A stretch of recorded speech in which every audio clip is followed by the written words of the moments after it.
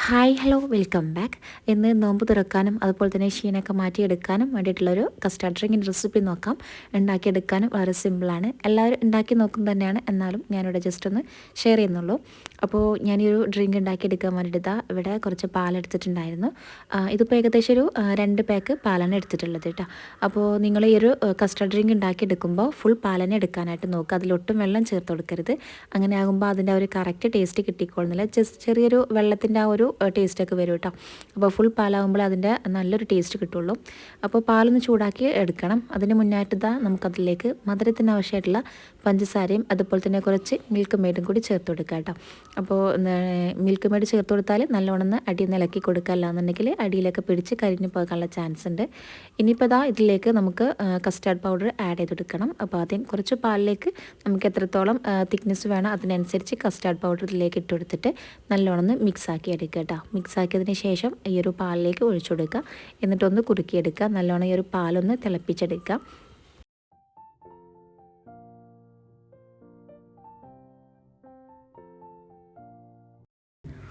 അപ്പോൾ ഈ ഒരു പാലിലേക്ക് ഞാനിവിടെ ആ ഒരു കസ്റ്റാർഡ് മിക്സ് ഒഴിച്ചു കൊടുക്കുന്നുണ്ട്. എന്നിട്ട് ഒന്ന് കുറുക്കി എടുക്കുന്നുണ്ട്. ഇത് ഒരു കസ്റ്റാർഡ് മിക്സ് ഒഴിച്ചതിന് ശേഷം കൈവിടാതെ ഒന്ന് ഇളക്കി കൊടുക്കണം. അല്ലാന്നുണ്ടെങ്കിൽ അവിടെ ഇവിടെ ആയിട്ട് കട്ട പിടിക്കുക, അല്ലാന്നുണ്ടെങ്കിൽ അടിയിൽ പോയി കരിയാനുള്ള ചാൻസ് ഒക്കെ ഉണ്ട്.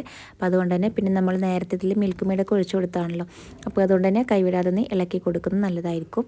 അപ്പോൾ ഏകദേശം ഈ ഒരു പാലൊക്കെ ഒന്ന് ചൂടായി ഒന്ന് തിളച്ച് വരുന്നുണ്ട്. അപ്പോൾ നല്ലോണം കുറുകി വരുന്ന ഒരു സമയത്ത് നമുക്കൊന്ന് ഇറക്കി വെക്കാം കേട്ടോ. അപ്പോൾ നിങ്ങൾക്ക് ഒരു കസ്റ്റാർഡ് നല്ലോണം കട്ടിയിലൊക്കെ വേണമെന്നുണ്ടെങ്കിൽ കസ്റ്റാർഡ് പൗഡർ കൂടുതലായിട്ട് ഇതിലേക്ക് ചേർത്ത് കൊടുത്താൽ മതി കേട്ടോ. നമുക്കിപ്പോൾ ഡ്രിങ്കായിട്ട് ഇങ്ങനെ ജസ്റ്റ് കുടിക്കാനാണെന്നുണ്ടെങ്കിൽ അത്ര കട്ടി വേണ്ട, ഒന്ന് ലൂസാക്കി എടുത്താലും മതി. അപ്പോൾ ഈ ഒരു പാലിത നല്ലോണം ഒന്ന് തിളച്ച് വന്നിട്ടുണ്ട് കേട്ടോ. ഇനി നമുക്ക് ഇത് ഇറക്കി വെക്കാം. ഇനി ഞാനിത് വേറൊരു ബൗളിലേക്ക് ഒഴിച്ചെടുക്കുന്നുണ്ട്.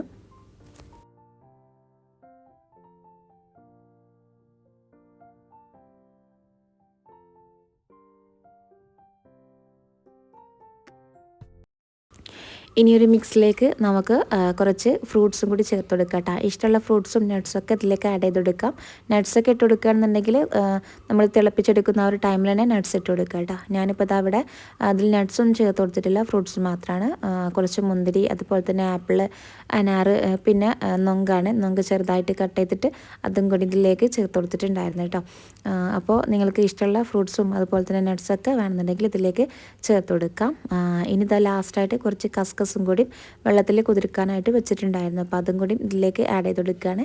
എന്നിട്ട് എല്ലാം കൂടി നല്ലോണം മിക്സാക്കി എടുക്കുക. അപ്പോൾ ഇത് കഴിക്കുമ്പോൾ നല്ലോണം തണുപ്പിച്ചിട്ട് വേണം കഴിക്കാനായിട്ട്, എങ്കിൽ മാത്രം നല്ല ടേസ്റ്റ് ഉണ്ടാവുള്ളൂ. അപ്പോൾ ഇത് ഉണ്ടാക്കി കുറച്ച് ഒന്നുകൂടെ നേരത്തെ ഉണ്ടാക്കി വെക്കട്ടെ, എന്നിട്ട് ഫ്രിഡ്ജിൽ വെച്ചാൽ മതി. എന്നിട്ട് തണുപ്പിച്ചിട്ട് വേണം ഇത് കഴിക്കാനായിട്ടും. ലാസ്റ്റ് വേണമെന്നുണ്ടെങ്കിൽ നിങ്ങൾക്ക് ഇതിൻ്റെ കൂടെ തന്നെ കുറച്ച് ഐസ് ക്യൂബൊക്കെ ഇട്ട് കൊടുക്കാവുന്നതാണ്.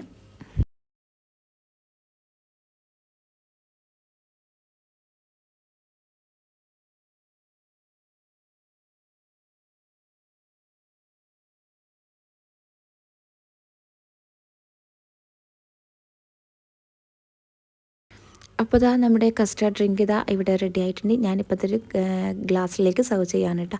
അപ്പോൾ അടിപൊളി ടേസ്റ്റാണ്. എന്തായാലും ട്രൈ ചെയ്ത് നോക്കുക. ഫീഡ്ബാക്ക് അറിയിക്കാനൊന്നും മറക്കല്ലേ. അപ്പോൾ ഇതുപോലത്തെ ഈസി ആയിട്ടുള്ള റെസിപ്പീസിനൊക്കെ വേണ്ടിയിട്ട് ഒരു ചാനൽ സബ്സ്ക്രൈബ് ചെയ്യുക.